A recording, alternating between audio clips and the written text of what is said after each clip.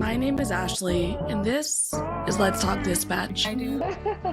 You're gonna do it really well. And I believe the world needs more dispatchers. Around in the mud, blood, and beer. Years that I'm not working 4th of July.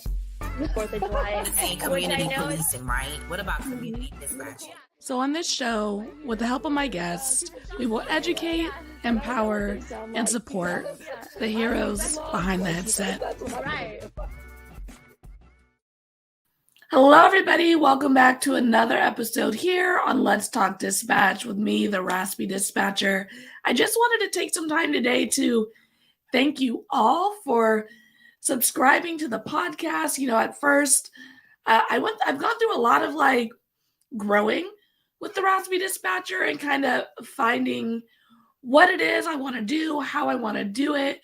And this Let's Talk Dispatch is definitely something that has been an idea in the back of my mind for a good amount of time, wanting to connect with folks, get more information out there that is dispatch specific to dispatchers. And it's been really fun watching this grow on the YouTube channel, then turn into a podcast, and everyone liking, subscribing, giving me reviews, giving me feedback.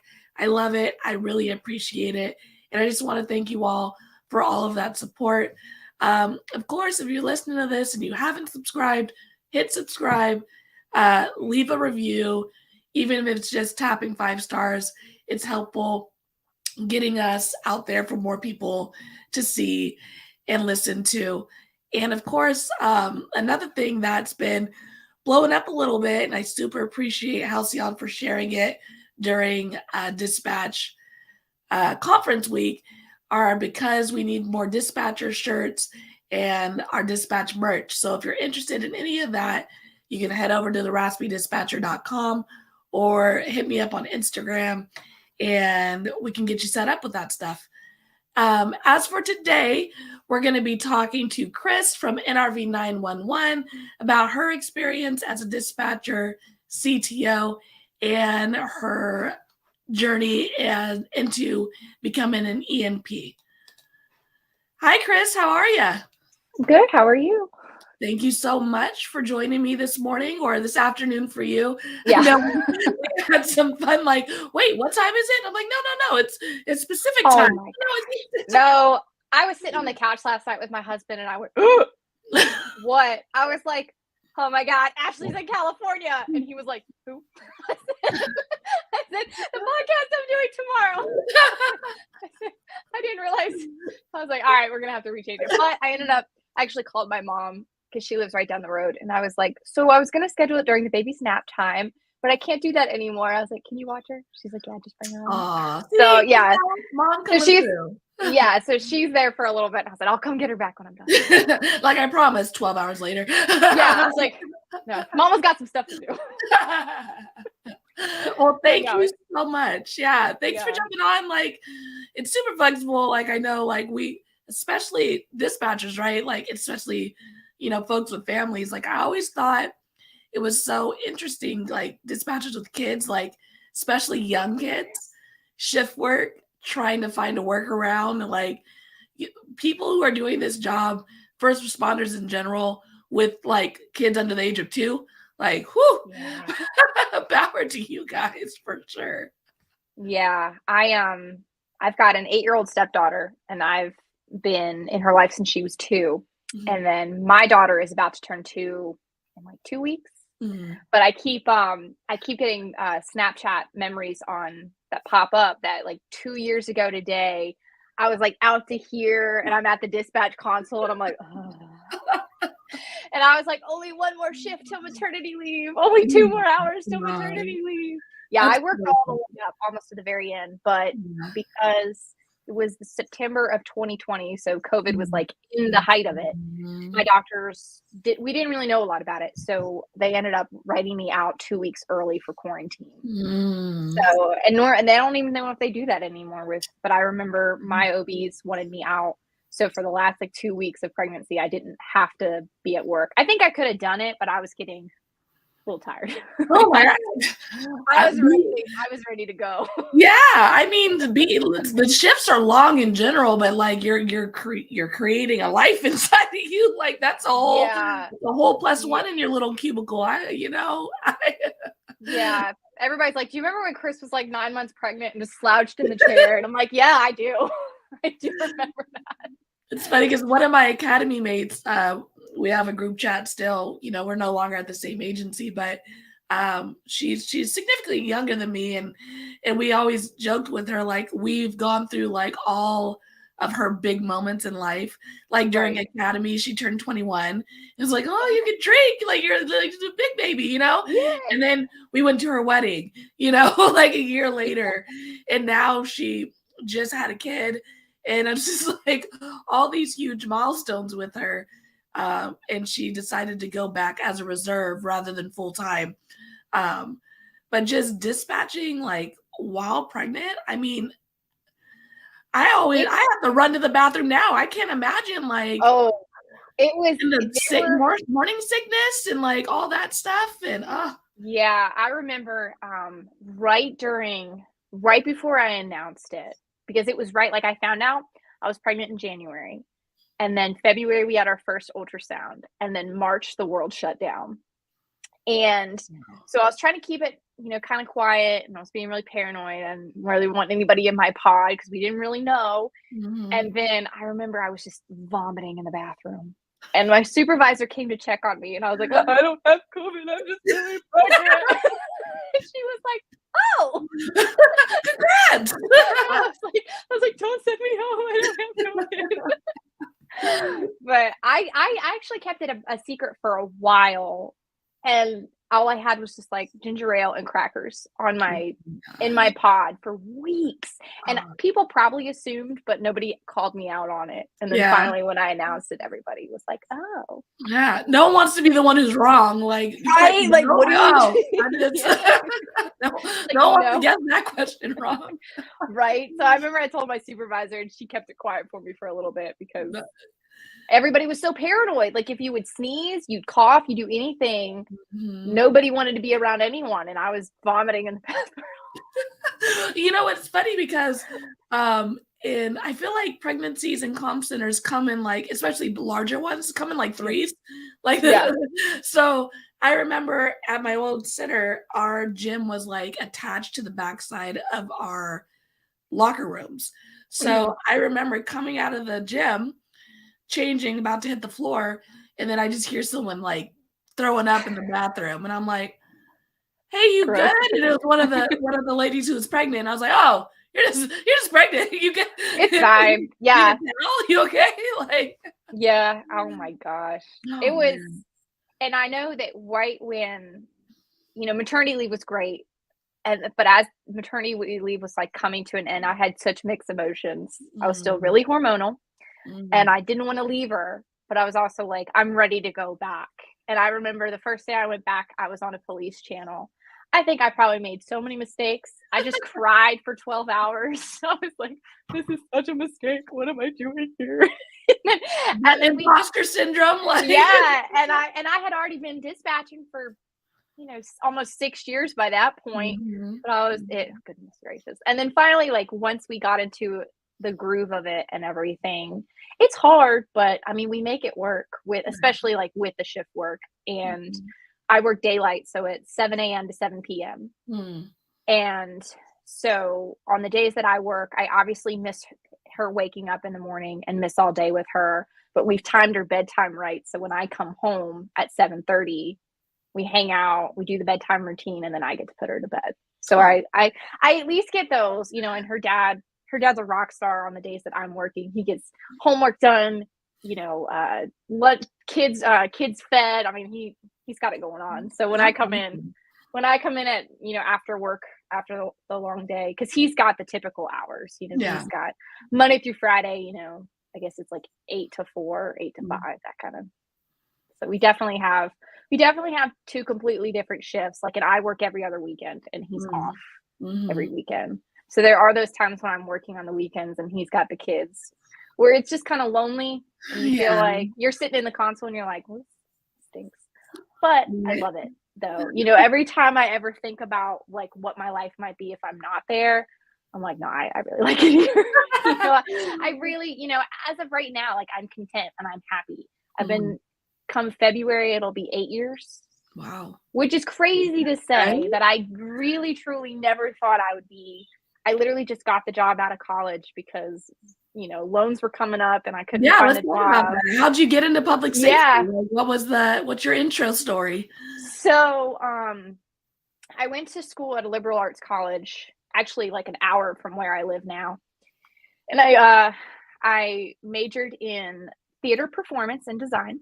Oh. And I wanted to do a lot of like set design and directing and all that kind of stuff. But I remember as I graduated, I really was not willing to move to New York or California or someplace like that. I really, you know, and I knew that was the only probably big way for me to actually make it. And so I kind of looked at some jobs around my general area and nothing was really coming through. And my dad has been an officer now either 36 or 37 years. I can't remember how long.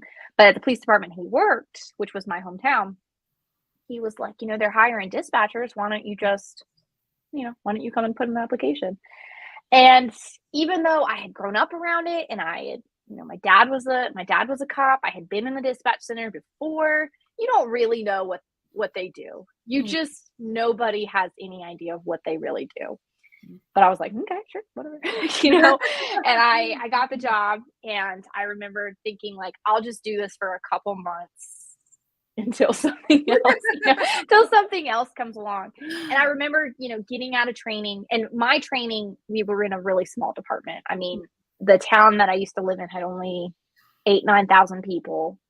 The 8 square mile town split into 2 sectors, north and south. You know, very, very small police department. And at any given moment, it was usually just one dispatcher on, and sometimes there would be 2 if we had a good day, but for the most part, it was just one. And I remember 2 women, one quit, and I think one retired early for some reason or whatever, within like the same week of each other. So I remember coming in and I was in the middle of training, and my supervisor told me, sit down, grab your headset, and go. I don't have time. And I was like, okay. And so, I mean, that's kind of, I really did get trained trial by fire, pretty much. You know, it was, we need, like, I had been in training for a couple months and we had lost 2 dispatchers and I needed to show up. And I remember I felt really good about that. And after I got out of training and I started accomplishing more and I would have really good days, and the officers started trusting me and the detectives started trusting me, and I got that good relationship and rapport with everybody. And it just made me feel really fulfilled and really happy that I was, you know, and of course I had big shoes to fill, and because my dad's unit number was 40. So everybody called me 40.5. Well, that's adorable. Yeah, and so like every morning my dad would come into dispatch center and like bring me candy or like bring me a breakfast sandwich because we weren't living together. I had moved out, and I had moved out into an apartment, but I'd see him every morning, and he was down the hall because he's like sergeant of special ops now. But he'd come down every morning and we'd talk and hang out. And I just remember, like, I just really want to make him proud. I really don't want to like mess this up. And I think just after, you know, and then I blink and like 8 years later, I'm still doing it. I ended up 2.5 years into that, I ended up leaving that department and went to my current department I'm at now because I moved. I moved up to the Blue Ridge Mountains, which is where I live now. And so that's at NRV 911 where I am. And I don't know. I just think it's kind of one of those things that if you're not in it, I don't think you really understand. But then when you get in it, you just get it. Yeah. You know? So no, it's definitely a very unique line of work experience, like that. When you see another dispatcher, like I remember one of my dispatch friends that I came on the earlier episodes out of Iowa. I didn't know she dispatched. I went back to Iowa for a wedding, and we're like at the bar. We're all like just talking, and then she was like, "Oh yeah, I dispatched." I was like, Oh, me too. And it's just like this whole Yeah. level of connection that you have with folks that just get it, and sometimes, especially in this field with the challenging stuff, you just sometimes need someone who just gets it and you don't have to explain it to. Right. And that's been the hardest thing in my life the past, 8 years or so, because you say you're a police officer, everybody gets it. My husband's a volunteer fireman and he's been on the fire department for 20 years. Everybody gets it. He says it and he doesn't have to explain. Doctors, nurses, even people, animal control, public works. Everybody just gets it and they know, oh, I know what you do. And for us, it's what's the craziest call you've ever taken? What do you do? And it's that kind of stuff. And it's like really people don't understand really what it is. And then when you do meet another dispatcher, you just get so happy. Like, somebody understands me. Yeah. It is so true. Isn't it crazy like how quickly time just passes in this line of work?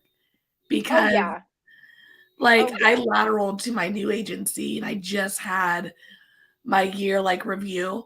And probation is 400 years in this line of work. So I still have 6 more months to go to be off probation. But I had my year review and I'm like, oh my God, it's been a year already? Which means I'm going over 5 years as a dispatcher. It flies. Oh, yeah. And I think it's gotten even worse for me now that I have a baby and that I'm really I'm looking at my Snapchat time pop and it's 2 years ago you were pregnant dispatching right before you went out on maternity leave. Oh man. And I just oh my God, because I just celebrated my 5-year at the agency I'm at now. And so it's been 5.5 years since I've moved up here to this general area. And I'm I feel like it was yesterday. I feel like I got in my car and I moved up here and I've been here 5 years and I'm really bad with directions. So sometimes I can't tell people, when people call 911 and they have they're lost. I'm always like, I'm going to put you on hold real quick and I'm going to let you talk to somebody that can help you. It's funny, when callers are calling, they're like, yeah, that little store on the corner in between the donut shop and I'm like, no, I don't know every single store in our city. No, give me an address. And my trainer when I came up here, he's from here, and it was like that with him. People would call in and he would be like, yeah, I know that rock that's by that tree, that's by so-and-so's house, and where that fire was 15 years ago. And I'm like, dude, I don't know, because I'm not from here. I didn't learn to drive here. I didn't grow up here. I didn't have all the when I came here, I was an adult and I started working here and I kind of had to figure it out. But and it is funny, when I do train, I have trained some people that are born and raised here. And they just get it so fast, especially when I'm trying to teach them the mapping system and stuff. And then when they start going through and they're like, oh, I know where this is. Blah, blah, blah. I'm like, all right, I'll just be quiet. I'll let you handle this. You holler at me if you need any help. Right. No, I wish I said I was joking, but I have put people on hold on 911 before with those calls where they call and they need directions to pass it off to my supervisor or to somebody that's from here. And I'm like, I know it sounds resources. I was like, I know it sounds really bad. I've been working here for 5 years and I don't know where this road goes, but and it's also, I don't live in the county that I dispatch for. I live in a county next to the one I dispatch for. And I think also, I don't trust callers. They're like, well, I'm going west and they're going east the whole time. And and I am not good enough to determine if they're right or I'm right. I remember I could do it at my old agency because I lived there and it was a really tiny town and I was really good at getting people. But our Montgomery County is big. There's a lot of things going on in there, and a lot of it is what you said. It's people that they talk about things that don't exist anymore. We literally have something called the Big Oak in our town, and it's just a tree. That's it. It's just a tree. And so, and if you didn't know where that was, or you had no idea. There's no sign. It's nothing. It's just the tree. It's just everybody knows it's a big oak, Yeah, it's literally the tree. And yeah, so that's hilarious. Yeah. That's so I try my best. Well, you're 8 years in and you're a CTO. Let's talk a little bit about that, like your experience going from like not a trainer to a trainer, and kind of your philosophy there, and yeah, I'll explain to you about that. When I was at the agency I was at before, I was certified through APCO as a trainer. Didn't have a lot of opportunities to train because we didn't have that many people before I left, but I knew it was something I wanted to do because once I got it, like once I got out of training, I loved my trainer. She was awesome. She was one of the most knowledgeable people in dispatch ever. And once I got out of that, when I was doing it on my own and the new people would come, people would start asking me questions, or the officers would defer to me, or other people in the room asking my opinions on things. It just made me feel really good that I was confident enough and other people were confident enough around me. But I didn't get to train a lot when I was at my first agency. So when I went to my new one, probation period, that's like 400 years long. So I was on probation for a while, and then there weren't any openings because we have 4 shifts, 2 days and 2 nights. We do the long week and the short week. So Monday, Tuesday off, Wednesday, Thursday work, Friday, Saturday, Sunday. The next week is Wednesday, Thursday. And there weren't, I had been on night shift for a while because I was low man on the totem pole. And I did a couple of stints on nights, but I really wanted to stay on daylight, and there wasn't a daylight trainer opening. And so I just kind of hung tight. I was waiting, and I told my admin staff that I was really interested in it. And we were going through kind of a rough patch with staffing, and they ended up activating temporary CTOs. So I got a temp spot, and then a couple of my other coworkers got a temp spot. So I think that would have been 3.5 years ago, maybe right around that time. I can't remember when, but so I got a trainee, and he makes me look so good. He's just the smartest he is blossomed, and he's doing so many things that are outside of radio work. I mean, I'm outside of dispatch. He does radios. He works with VDEM. He does all this kind of stuff. I'm so proud of him. He always says, "Kris, train me." I'm like, yeah. I'm like, it's all you, buddy. He makes me look so good. But I remember he was such a success, and I felt so proud and so happy that he did so well. When there was an official opening on daylight, I applied and I got it. And I've always been the kind of person that when I achieve one thing, I'm kind of looking for the next thing. And that's what was training was for me. Like once I was on my own and I did it, I was like, what's the next thing? And for me, it was training for me. And I have this kind of philosophy that if I have ever struggled on anything ever, I want to be the last person that's ever struggled on that. Because I don't like gatekeeping or holding this knowledge that I know that you may not know, but I'm going to make it hard for you because it was hard for me. I'm not into that at all. I love that because I think there is a bit of that in dispatch. I mean, if you're in dispatch, we acknowledge that there's a bit of a toxic realm with, I would say, because I'm only 5'5", I'll go on 6 years in, with folks who have been doing this a very long time, that they want you to like climb up the hill, go to school in the snow, barefoot, to dispatch, and we don't need to do that. We don't need to train in trauma. Because I've had people that I've looked up to before that were kind of like that. And then I've had people on the opposite side that were just, what can I do to help you? Let me show you everything I can show you. I will overload you with information. And I mean, that's kind of how I feel. If something ever was really, really hard for me, I don't want anybody else to feel stupid. I don't want anybody else to feel that way, because I have had some dumb moments in my dispatch career. I've had some moments where I felt this big, where I've just not felt very good. And I don't ever want to make anybody feel that way. And that's one of the fun things about training for me, is that if I can make someone's life easier, if I can help someone do better, and that's what I want to do. I just got a trainee cut loose 2 weeks ago, I think. And we trained her on days, but she just went to nights. And I texted her how her first week was. She was telling me about like all the paperwork she was doing and how all the officers were running traffic stops.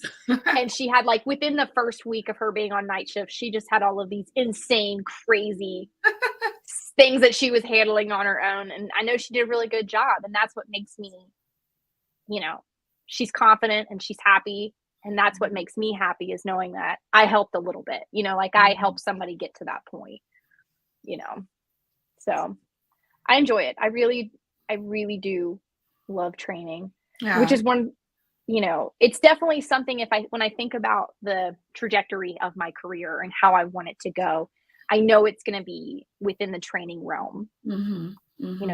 That's my goal. That's my hope.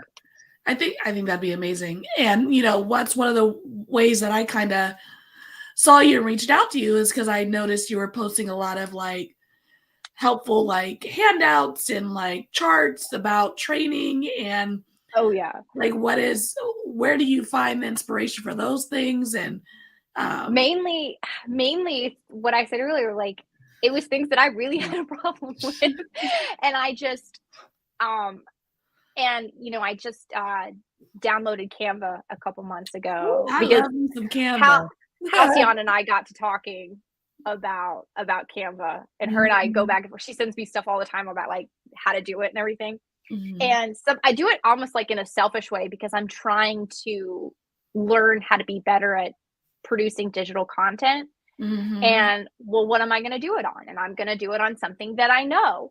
And all those little packets and things that I've been kind of putting out into the world is just things that I have struggled on. The biggest one I posted like a 20-page Annie Alley document the call processing one, and how to read an Annie Alley screen and what is everything on there.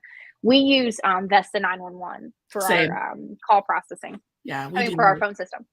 So I remember it was just so difficult for me to get it. And I know that I've been dispatching before where I've had people who were really seasoned who may not have known what every little line on that thing was, or people who were brand new. And I remember trainees used to point and go, "What's that?" And I'd say, I don't know. And so we don't acknowledge that that's not there. That's not necessary. Yeah, ignore that. So, and that's what I did. And that's what I decided for the big Annie Alley packet. And it was during when I was studying for ENP too. So I just said, you know what? I'm going to make this for myself because I really, really need it. And I reached out to so many people. I was having my admin staff reach out to like Motorola and like have them send, because I said, if I'm going to put this out, I want it to be right. And I want to make sure that it's like stamped of approval from certain people. And all the stuff I got was from Nina, all the definitions and everything. And I was screenshotting every time for like a solid month. If 911s were coming into the center, everybody knew, oh, it's a landline, screenshot it for Kris. And they would screenshot it. And I'd run back into the server room and get it. Or, VoIP calls, phase 1, phase 2. I just told everybody, when you get these calls, let me know, because I'm trying to, And then I went through every line by line and was like adding fake names and adding fake addresses and like changing. But I really wanted to help other people that anybody else had ever struggled with it. I didn't want them to anymore, and that's kind of my thought process with that. I had struggled in the past with writing DORs and making them sound professional. So I made one for that. I made one for, I've made a couple at this point, but it's just all the little things that I have thought of. I'm making one now. I've got an idea in my head that somebody actually in one of the Facebook groups gave to me, but it's just things that I know if I'm struggling as a CTO, someone else is probably struggling too. And even if I can just help one person, I consider that a success, plus it's kind of given me a chance to kind of work on other skills like Canva and like creating content digitally, which I find pretty fascinating at this point. Oh, it's so fun, right? Like I tell people, I tell people all the time. So I got my degrees and stuff in criminal justice. I always thought I was going to go into the field. I haven't done it yet. So, but I remember getting my job in criminal justice as A, it was an interest, but B, it was job security, right? Like my dad would tell me, like, there's always going to be law enforcement. There's always going to be, you know, but now, like doing what I do now, and I always had an interest in like computer graphics and things like that, and I'm putting out all this content. I'm like, man, I really should have got a different degree. You know? I think about that sometimes too. Like, oh, I should have done like some kind of digital, but, and I think, you know, I love my degree. I am happy that I got my degree, but nowadays, and one of the only positive things I feel like that came out of COVID was so much shifted to the internet, in the sense of like content being available and resources being available and people being able to do things like what you and I are doing right now. Obviously everybody did this stuff before COVID, but I feel like it's launched, you know, and that's one of the reasons why I started on my ENP journey, because it was 2 years ago, maybe, there was a virtual conference and I had never even been to a real conference. So I was like, well, that's cool. And so I signed up, and Halcyon Frank was doing a session, and I loved her session. I thought she was so cool. And she was talking about her ENP, or I saw her that she got it. So I started looking it up. I was like, wow. I said, well, that was kind of a cool goal for me to reach, because I had gotten my CTO, and I was happy doing that, but I was also looking for like the next thing to do. And so I ended up writing her out of the blue, emailing her. I was like, hey, you don't know me, but like, same way I met her, like, hey. And she was so sweet. She wrote me back and sent me all of this resources for studying for the ENP. And I just started diving into it. And then she and I met in person at the APCO conference last year in Texas. And that was the first time I had ever been to a national conference. And I thought that was that was the coolest thing ever. And I met all these awesome women. I met Sarah Weston from the Wonder Women. I met all these wonderful women from MENA. And they were all so encouraging. They were like, go get that ENP. You can do it. Like, it was so awesome. And I was like, I'm going to do it. I'm going to do it. And I poured my heart and soul, blood, sweat, and tears into that.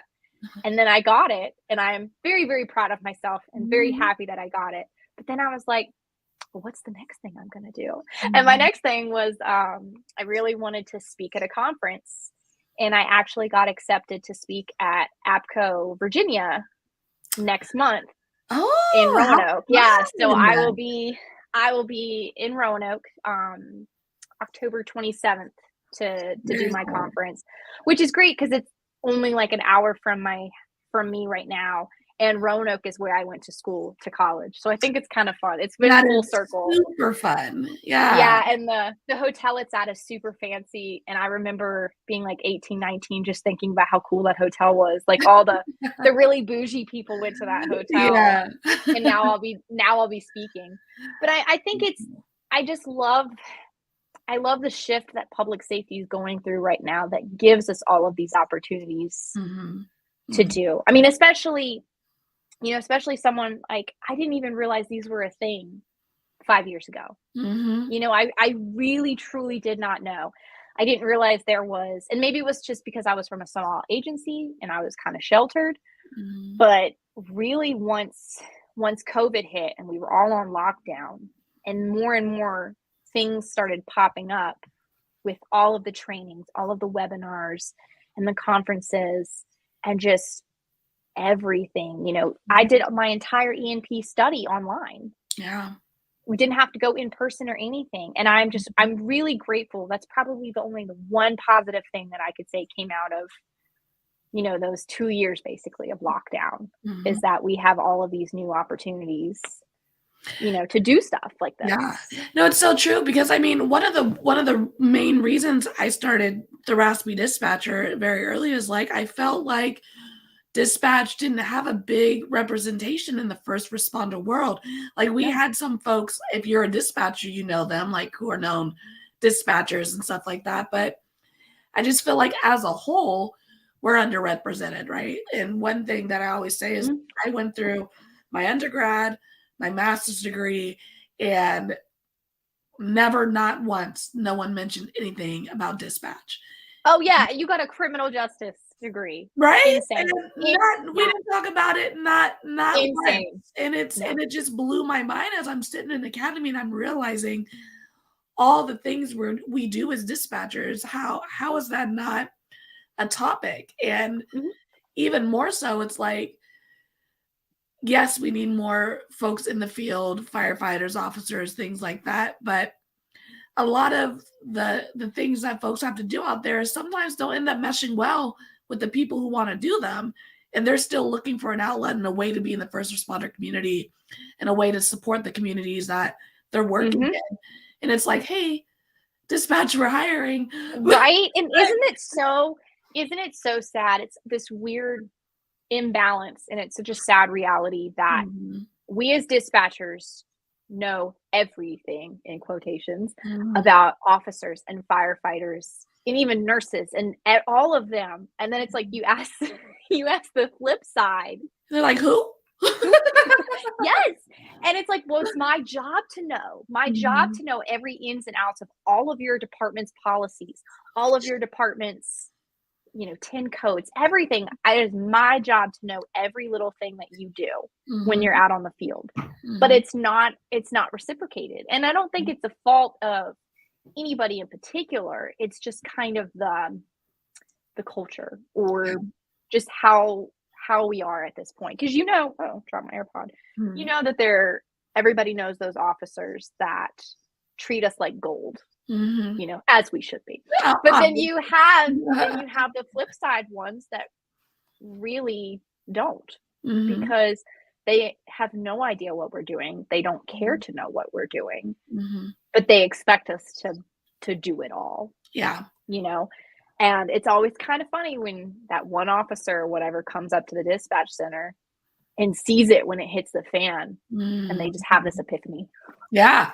No, it's so true. Like, I have officers who just like, sergeants even, just like, I couldn't do your job. Like, they're like hanging out, phones will start ringing, something will come out, and then they're like, I'm gonna go. They're just like, we're just gonna it's too chaotic in here, because you do got to learn to manage like this chaos when things, especially in smaller agencies, because I went from a big one to a small one, so I had to learn to shuffle differently, And oh yeah, that's what we joke, the old timers. The agency I'm at now is consolidated, and years ago, I think we're on year 6 or year 7, but years ago it was 4 separate agencies that came into one.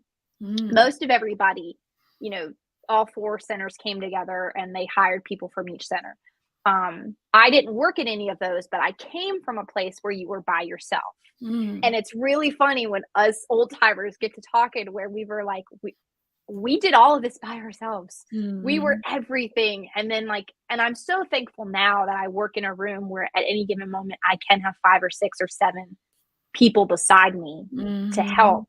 But it's so funny. I think about these times where I was 21 years old at 3:00 in the morning in this police department by myself, running the whole town.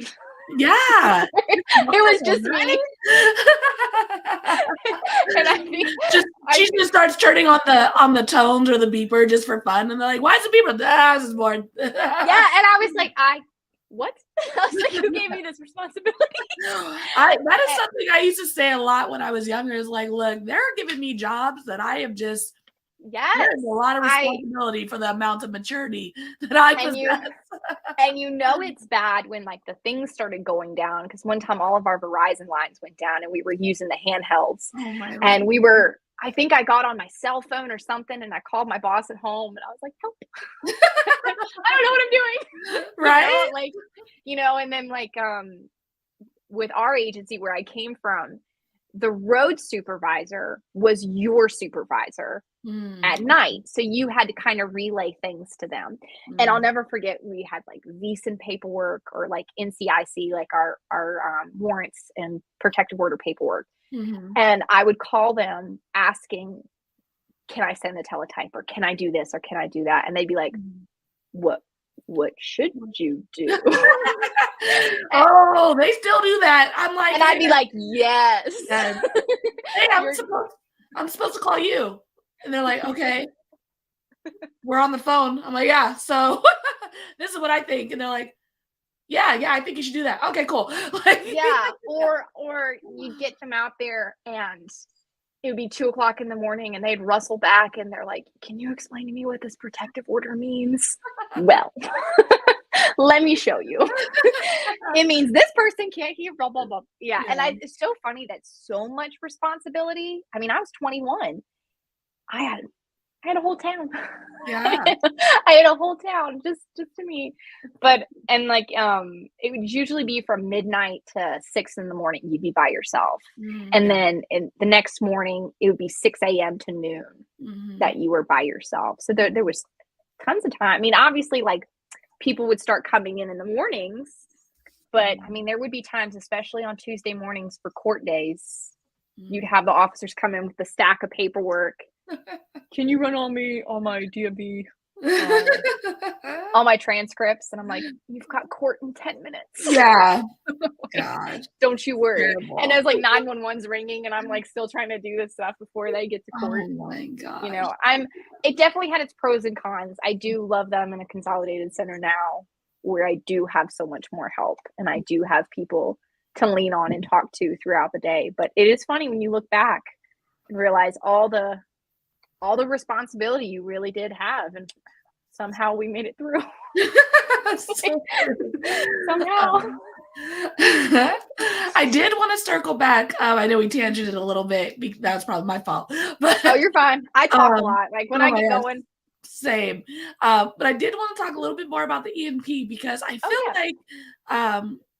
feel like I'm probably in the stage of the journey that you were in, a couple of years ago, which is I'm starting to learn more about Nina and APCO and, the dispatch specific things that are available like ENP and like APCO has their own kind. And, all the different types of alphabets that you could throw on the end of your name and be going and doing a conference. Like that's something I want to do eventually as well.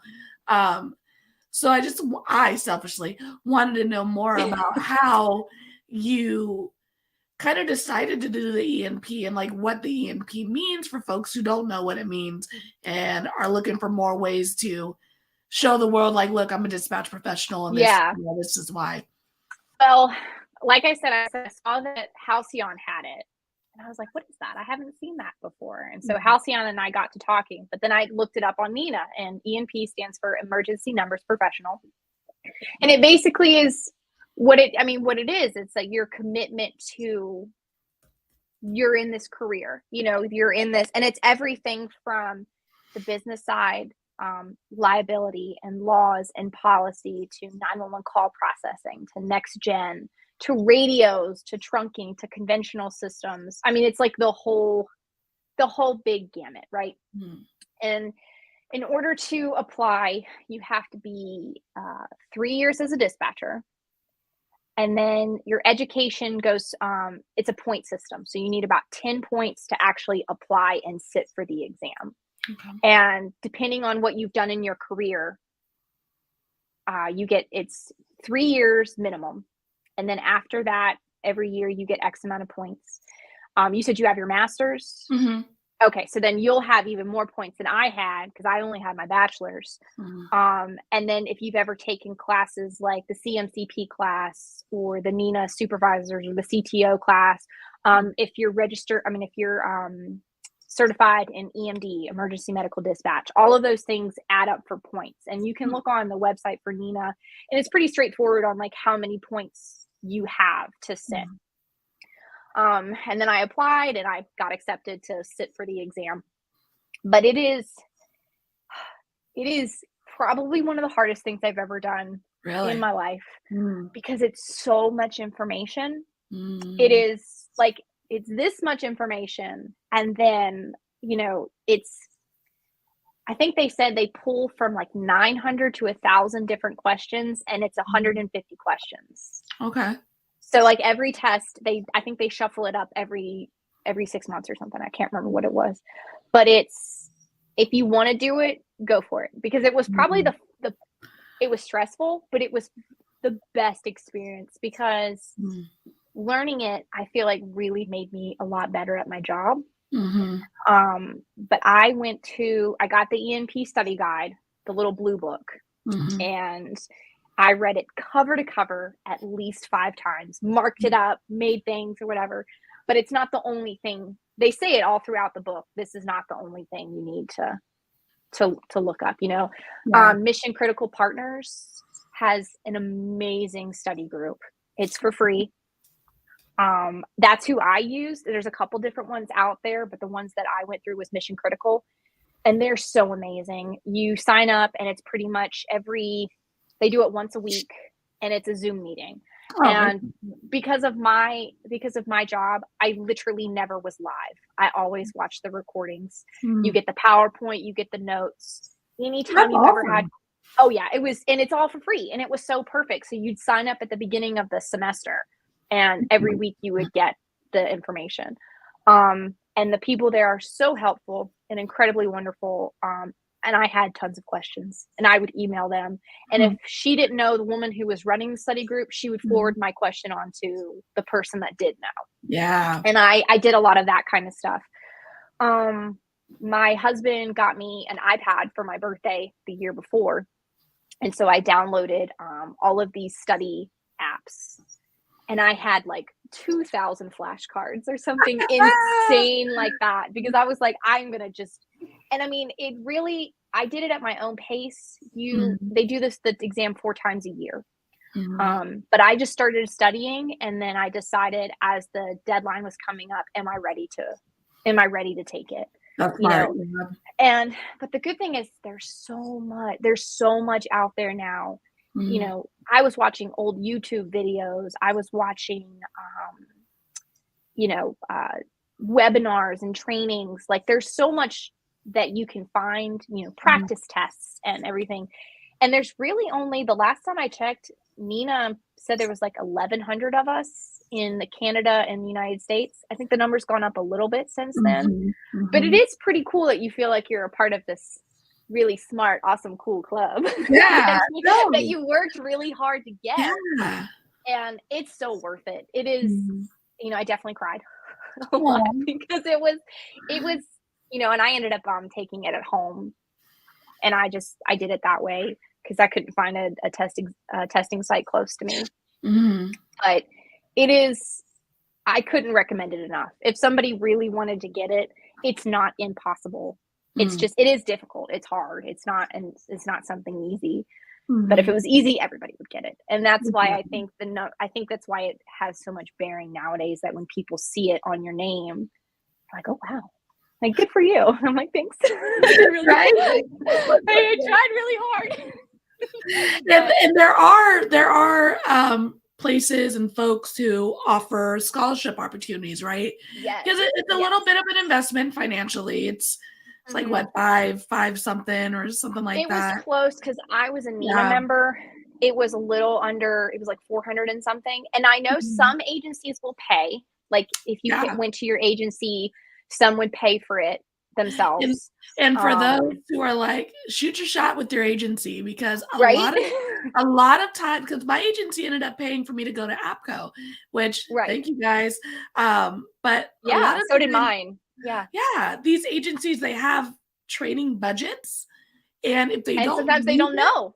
And if they don't use all of their training budget, the next year, typically they get less. So there are a lot of folks and a lot of agencies that want to spend money, not particularly because they like you individually, but because they need to spend the money so they can get more money, like. Right. So and our radio systems manager at where I work, he has his ENP. He got it a long time ago, I think. But I was pretty proud because I was the first dispatcher at my agency to get it. And I know a couple people are actively studying at my agency to get theirs too. And I'm super excited for them to get it. But it's cool that, like, years from now, it'll always be like that first. Like the first. That's right. You're like, my jersey's retired. I'm up there on that wall. Yeah. And my director put me in little like report for the I guess the PSAP report or whatever, Yeah. that I was like the first one to get it and everything. And I mean, I feel like after doing it, you just get such this boost of confidence that you're like, I am where I'm supposed to be. I am doing what I'm supposed to do. And it gives me the confidence to do stuff like this, Yeah. or speak at conferences, or put out content on LinkedIn, or like connect with people on LinkedIn, because I think a lot of times with things like imposter syndrome and people being self-conscious, I have to keep telling myself, when am I going to allow myself to be confident? Like I've been doing this for so long and I know I'm good at it, but when am I going to just allow myself to accept that? Yeah. You know, because Yeah. I struggle a lot with that still, that, Yeah. I maybe do too. I'm not good enough. Yeah. Like, Seriously, like who is the raspy dispatcher? right? Like, like, Right? yeah, Yeah, totally. or, I just tell myself, oh, like, they just screwed up the test. I didn't actually pass. I've just been walking around thinking I got it, but I really Just didn't. waiting for them to give me the call, like, actually, I Actually, need those letters back. and when I got accepted to the conference, I was like, maybe only like 2 people applied. Like, they just accepted me by default. And I still have these ideas and I still have these feelings, and I'm trying really hard to work through those, that what I have to say is important, and I am important, and I am valid, and I just have to keep telling myself that. Exactly. Yeah. That, Yeah. I mean, it's so true, because like when I went to the conference, I was like, I'd never speak. Like, what am I going to speak about? And I still don't know what I'm going to speak about when I decide to pull that trigger. But I right. remember sitting in the conference, like listening to all these different, like amazing people and going, I could do this. Like, this is definitely something I could do, Right? Like, Yeah. I could do this. And so it is a constant battle with imposter syndrome, and like feeling like you can like run amongst the, the Ryans and the Halcyons of the world, and like, Yeah, because you're like, whereas, what? You're like, what I have to say is not really, no one really cares. yeah, Like, right. yeah, But and it is so valid. Like every dispatchers, if you're like not sure, you can come on Let's Talk Dispatch, always available for a chat. B, but like we all have, it's such a unique job, and you have such unique experiences that someone is going to relate to your story. Like oh someone's yeah. going to relate, and we need more folks to be the face of this part of the first responder realm. Yeah, I just really wish that dispatching was more mainstream. I Mhm. wish dispatch training was more mainstream. There's just so much that I've dived into within the past year of learning training methods and all of this stuff, because I want to be a better trainer. And it blows my mind that it's not like actively, like, it's not ready information for dispatchers. I've had to go like search it out and look for it. It's so true, because Blows my mind. one of the, like when I first started, putting us through all the training and whatnot, and in my academy, we would have to do a lot of like the post. For California, we have post, and we have to do a bunch of training through them. And it's on the computer, video training. But most of the time, it was like geared towards officers. Like, we're watching this thing, and the actual person this video training was made for was an officer. And we have to watch it to check a box off, because there is no webinar on this topic. And I can't remember what topic it was, but there is no video that was made for dispatch on this topic. So we end up watching this patrol. Oh yeah. And you're like, this has nothing to do with my job. Like, I'm not this part that you're showing me, I'm not doing this part, but I still have to watch this video. Oh yeah. And I'm so fascinated that when I start, LinkedIn has definitely helped me open my eyes to a lot of things, because I'm not just seeing dispatch stuff. You get a lot of really cool content when you're on LinkedIn. Yeah. And a lot of like the corporate business world just blowing my mind. And I was like, we could use this. Yes. Like, I can take that and I can change it up a little bit. Or these books that I'm reading that I never thought that I needed to read, I'm reading now, and I'm like, wow. So because dispatch kind of gets left behind. public safety kind of gets left behind, and the It corporate does. world doesn't really advertise this stuff to dispatch because no one truly understands what we do. You know, I mean, it's just, and that's why I'm such a big fan of Halcyon, because she really is trying to bridge that gap. Yeah. And her and I talk about that all the time. And we're always just like, make dispatch training mainstream. Yeah. I wear that on a shirt. Shoot. Yeah, it's a hill we want to die on. And yes. I'm such a big fan of her because her and I geek out a lot about training stuff. And it's just stuff that I wish wasn't so duh. You know, like I wish it was already readily available. And even if it's not, it's okay. We'll get there one day. But I do like how we have these kind of pioneers right now shifting towards that. So that makes me happy. And like, you know, a lot of my stuff right now at this point with the Raspy Dispatcher is helping people get into the field, right? And eventually I'd like to tiptoe into like the dispatch training current dispatchers. But a lot of it's geared towards helping folks get into the job because we need more dispatchers, etc. And I remember one person on my YouTube channel was like, hey, and for our post test for California, because some use Critical, some use Post. And Post is super old school, like Scantron. You go to a gym, like there's 100 people. There's a speaker in the corner. It's a terrible setup, in my personal opinion. But they have a study guide, a practice guide, and on the front of it, it says like Post Dispatch 1994. And I remember someone was like, is that the most up to date? And I was like, yeah, that's the most up to date. They have not changed this since 1994. And they were even like, they didn't believe me. And they emailed Post, and Post was like, yep, this is the most up to date. Yeah, it's like, oh, sorry. Yeah, nothing's changed. We couldn't make any changes to this since then. And it's just, but it comes full circle to the fact that Post is our police standard. And they just work dispatch into it as well. Like we're just kind of lumped in, and we're put on the back burner in a sense, which, you know, post is, it's Critical is already hard to pass, right? It's a pretty difficult test. A lot of people struggle with it. Then you get a post test for California, and you put this in this environment where it's like Scantron, speakers in the corner room. I'm straining to hear. It's like, we can do better.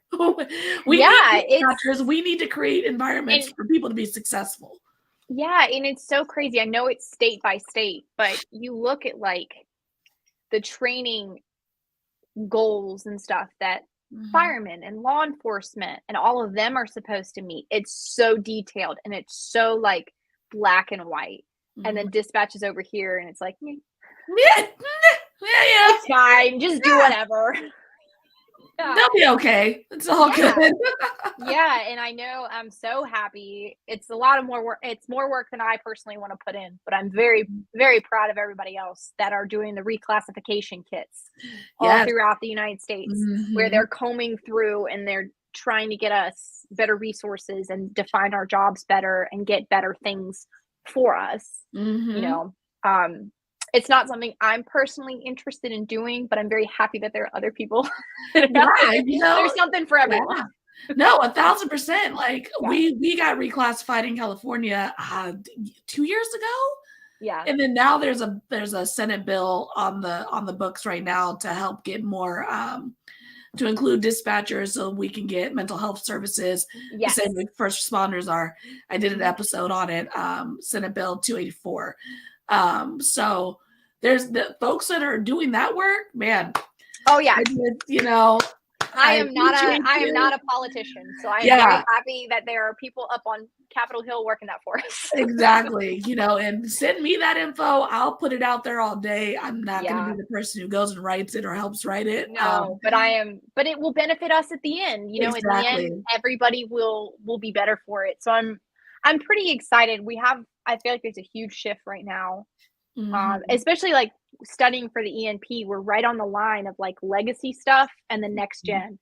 So I was trying to learn both, but eventually legacy will literally just be a thing of the past, and we're all the next gen, and we are shifting into this whole new horizon basically of dispatch. So it's so awesome. It's so exciting. Well, we're pretty much at the end here. What is kind of the last thing you're wanting to leave folks with, a little nugget, something for their tool belt, advice, what would you say to someone? I think, for me, I think one of the reasons how and why that I've been able to stay in this job so long is that I am trying to look for the next thing, not necessarily the next best thing, but it has been a way to not keep me complacent or completely burnt out, because it does get very, very hard in this job. And I've actually kind of taken control of my own stress and my own mental health lately. And I've been reading so many good books, and I've been really studying up on like how stress affects the body. And I'd like to kind of come out with stuff like for that soon, just to kind of prepare people. And I think that's the biggest thing, like being educated in yourself and knowing that this is not an easy job, and things are going to follow you, even if you don't think that they're following you. They're hard hours. It's hard work. And especially when you kind of feel like the world doesn't understand you. When you're at a party and you say you're a dispatcher, nobody gets it. When you're at a bar and you say you're a dispatcher, nobody gets it. So it can feel kind of lonely and isolating sometimes, which is why things like these are so good. And so I think if I had advice for anybody that was coming in, just make sure you're always on top of it, knowing that what you really want, because you don't want to blink and you're 5 years in and miserable, and you wonder, how in the world did I allow myself to get here? And I am proud of myself because I blinked and I'm almost 8 years in, but I'm happy. And I've had times where I wasn't, but I recognized it enough to fix it. And that's the kind of stuff of like, I need to shift my focus to something positive, like trying to get an ENP or trying to become a trainer because it's what I want to do, or help people, or do something fun like a podcast where I can talk about, the good stuff and the bad stuff. So I don't know how good of advice that is. I think that was amazing advice. Where can people find you, find your resources, connect with you? I hang around a lot in the Wonder Women Facebook group. Awesome. I'm always around there. But the biggest thing is my LinkedIn, just Kris Nichols, and I'm constantly connecting with people. I don't have anything fancy like a website or business cards or anything. Not yet. Not yet. I'm just either you'll find me floating around in the CTO Facebook group and the Wonder Women Facebook group. That's awesome. And I'll include all your LinkedIn and anything you want them to be able to reach you directly. Okay, awesome. No notes, so they can find you easily there as well. Awesome. Thank you so much. Awesome. Thank you, Kris. I really appreciate and really enjoyed this chat. Yeah, me too. And I'll be right back with you. Okay. All right. All right, everybody. That was our episode today. Super excited about that episode. Like I said, it's a little selfishly plugging at the ENP stuff because I'm just learning about it as well. And it is a great resource for folks who are wanting to be more involved as a dispatch professional and really learn all these things that we don't get to learn doing the job daily, kind of that back end stuff. So definitely subscribe, tell a friend, check out all the resources, reach out to Kris if you have any further questions about training and ENP. She's always willing to jump on and chat with you. And until next time, everybody, stay raspy. Thanks for joining us on today's episode of Let's Talk Dispatch. Don't forget to subscribe on YouTube at The Raspy Dispatcher, follow us on Instagram, and check out Let's Talk Dispatch anywhere you listen to podcasts. I'll see you next time, and stay raspy.